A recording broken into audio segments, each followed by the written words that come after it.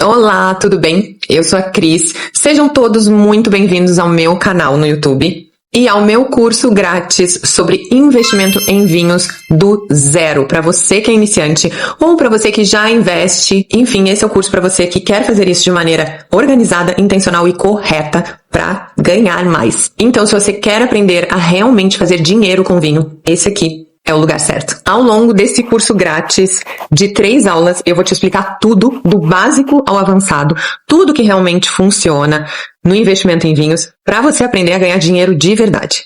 Como funciona o mundo dos investimentos, quais vinhos realmente valem a pena investir, quais são os vinhos certos para compra agora, nesse momento do mercado, qual é a hora de você vender esses vinhos para maximizar os seus ganhos, o seu resultado.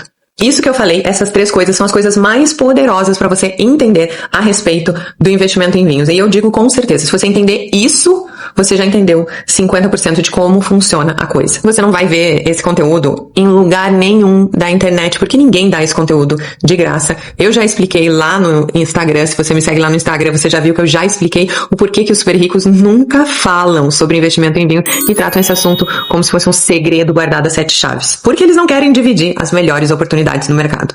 E eu vou fazer isso e vou te dar esse conhecimento de graça. Então essa é a minha missão aqui. Eu quero ajudar vocês com esse curso a descobrirem, a aprenderem uma nova forma, uma nova possibilidade de proteger o seu patrimônio e ganhar dinheiro. Nova para vocês. Porque é uma das formas mais antigas do mundo. Ela não mudou até agora e não vai mudar daqui para frente. Tanto que cada vez mais gente tem entrado nesse mercado. O pessoal do mundo árabe, os orientais estão descobrindo o investimento em vinhos e você não pode ficar de fora disso. E é por isso que você tá aqui. Então, se você tá cansado de perder dinheiro com esses investimentos de risco altíssimo, com essas promessas vazias no mercado de investimento e ainda quer mexer com algo que você é apaixonado como eu, que são os vinhos, você vai aprender aqui como fazer dinheiro com vinhos e você vai ganhar isso mastigado, não vai precisar cometer as cabeçadas que eu cometi no mercado. Eu já invisto em vinhos há uns 15 anos, eu já conheço esse mercado há uns 20 anos, então eu tenho alguma experiência e posso falar para vocês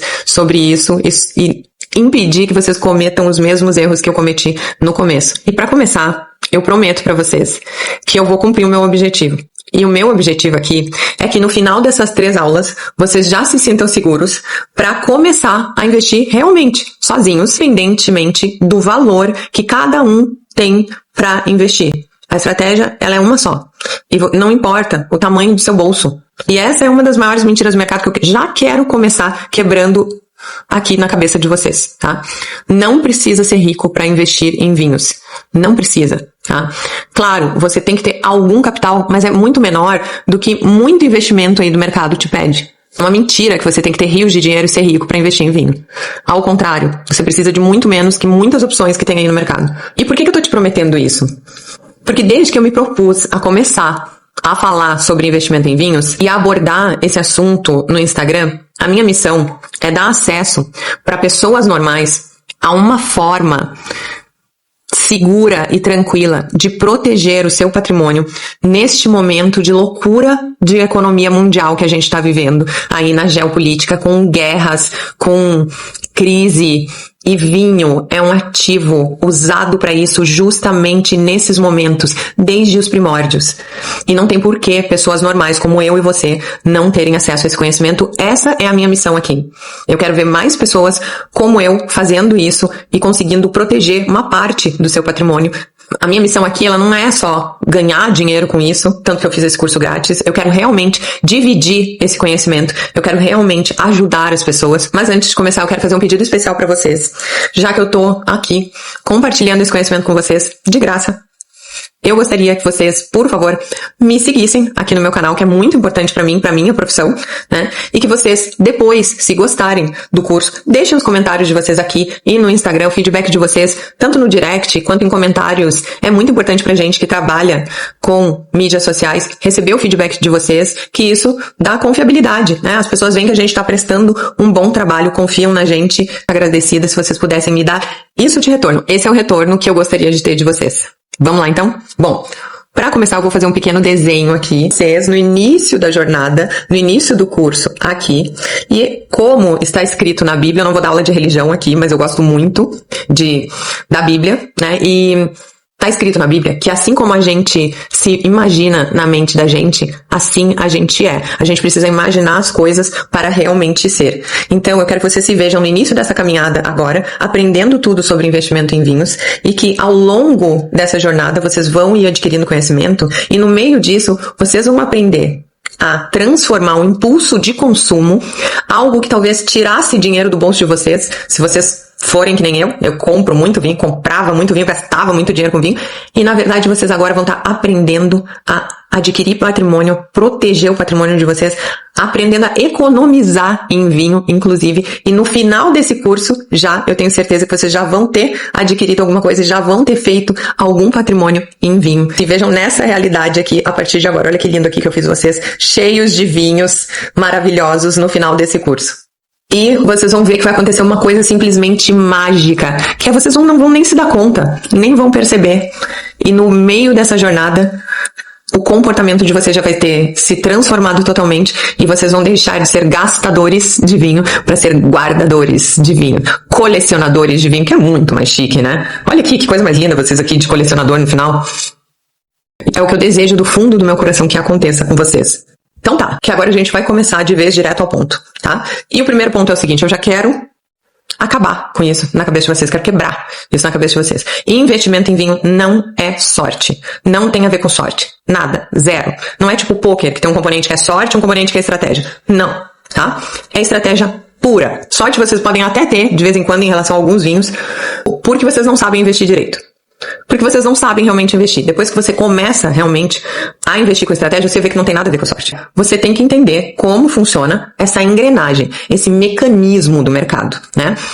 Então, o principal, o inicial, é saber qual vinho se presta e qual vinho não se presta a investimento. Para tudo o que você está fazendo agora, porque eu vim do futuro para te dar uma dica que você não vai querer perder. Lá no finalzinho da terceira aula, eu vou te fazer uma oferta imperdível para você comprar o material de apoio desse curso, onde tem tudo que eu estou falando aqui e muito mais, por apenas R$ 29,90.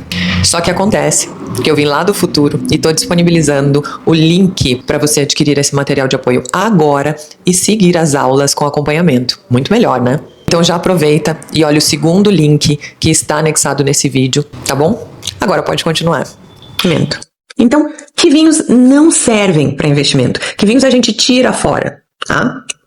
Nós tiramos fora os vinhos que não têm o componente da escassez, tá? Então, fixem isso na mentalidade de vocês. O vinho que não tem o componente da escassez, ele não serve para investimento em vinho. Por mais que ele seja mais amado, mais querido, mais procurado, tenha uma demanda enorme, ele não tem escassez, ele não serve para investir.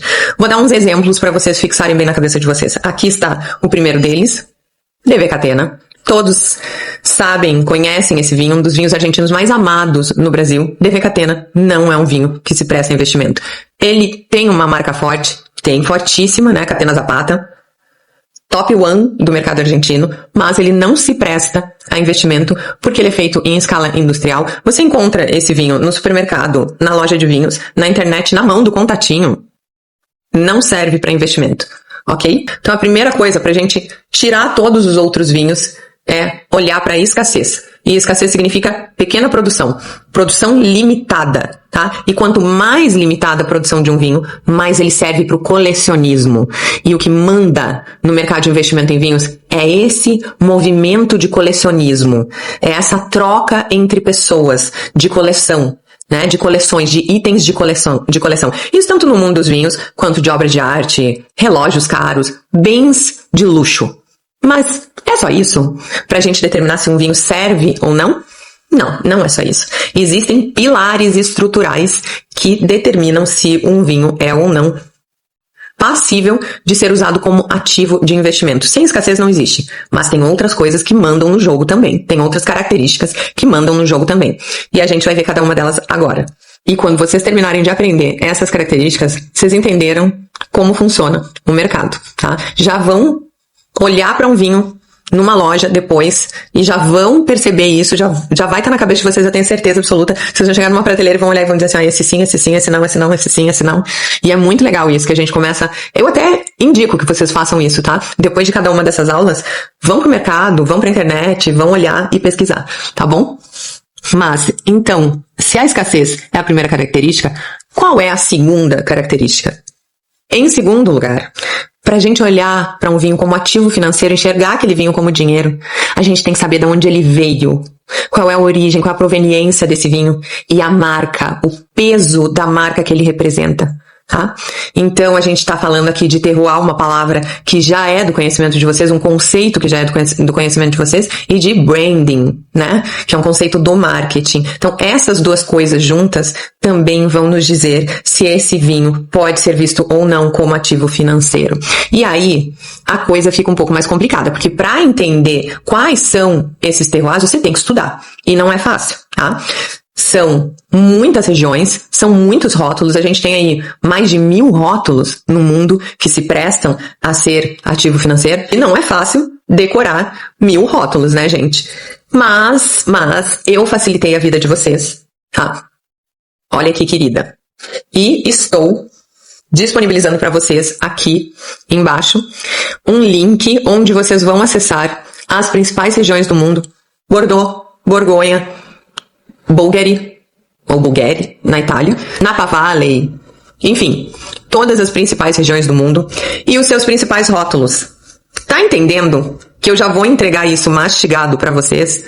Demais, né? Então, a única coisa que eu vou pedir é que vocês cadastrem o e-mail de vocês quando vocês entrarem na página e vocês já vão ter acesso a todo esse conhecimento, tá? E vocês podem usar esse material, podem baixar ele lá, podem usar esse material sempre que vocês quiserem para pesquisa. E esses vinhos vão estar todos identificados lá nesse material. São todos os rótulos? Não, não são todos, são os principais, porque como eu falei, é muito, gente, tá?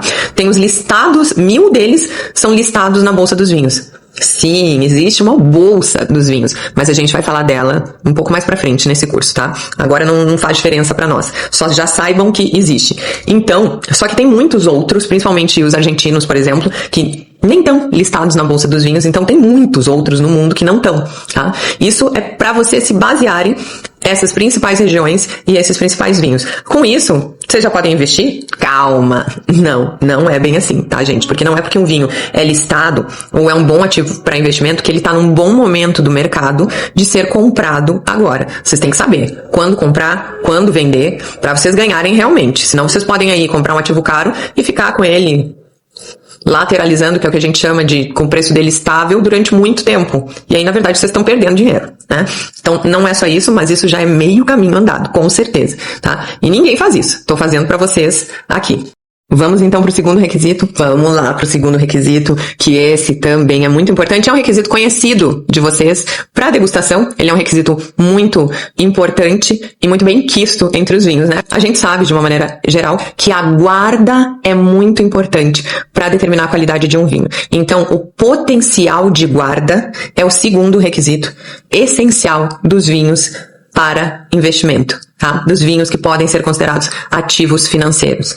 E de quanto é esse potencial de guarda? Para quem não sabe, vou dar aqui o conceito. Potencial de guarda é o potencial de evolução que esse vinho tem com o tempo, tanto em barrica quanto depois na garrafa. É o quanto ele evolui, o quanto ele melhora com o tempo. Vinhos que não são longevos, que não têm boa longevidade, não se prestam a investimento. Enquanto que o contrário, quanto mais longevo um vinho, quanto melhor ele evolui, maior potencial ele tem. Os vinhos mais admirados no mercado são aqueles que têm o seu potencial de longevidade maior. Então, não adianta o vinho ser caro e ele morrer em 5 anos.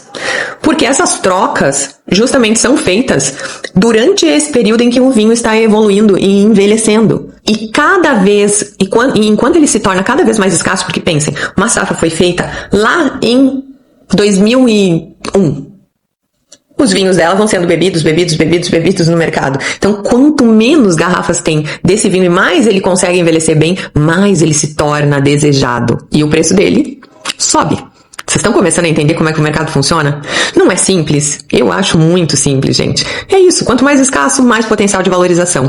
O vinho pode ser muito famoso, ter uma estratégia de lançamento muito marqueteira, como alguns vinhos têm, mas se durante o tempo, se com o tempo se demonstra que ele não é tão longevo assim, que ele não tem uma boa longevidade, não tem um bom potencial de guarda, o potencial de valorização dele, cai. E aí o vinho morre pro mundo dos investimentos. Então, a gente tem até uma expressão, que é dead wine. Dead wine é aquele vinho que ele subiu durante um tempo e que hoje ele é morto. Ninguém investe nesse vinho, ele morreu no mercado mesmo.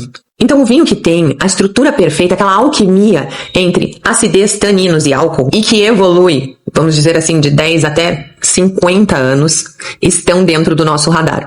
Vinhos que evoluem menos de 10 anos, eles estão fora do nosso radar. E vinhos que evoluem até 15 anos, eles têm também um mercado muito mais limitado, e eu vou explicar isso para vocês, porque a maior parte dos argentinos estão aí nesse período, mas eles têm um mercado muito grande no Brasil, tá? Um mercado nacional aqui muito grande. Aí a gente não tá falando de mercado global. Se você for investir, você tem que ter esse cuidado, né? Isso vai fazer diferença nos canais de venda, no timing, em tudo. E a nossa quarta característica?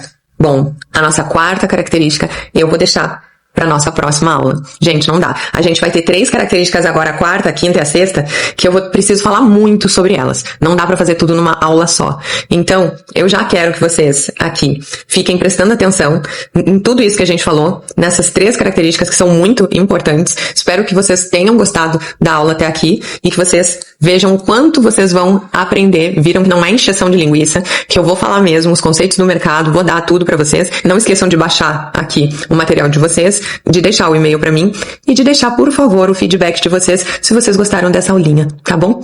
Vejo vocês na próxima aula. A próxima aula deve sair em uma semana, tá? Esperem aí que essa aula...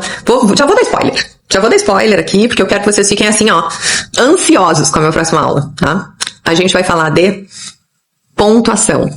Eu vou esmiuçar para vocês como funciona realmente o sistema de pontuação. As notas famosas, os críticos, James Suckling, Robert Parker, o papa das avaliações, né?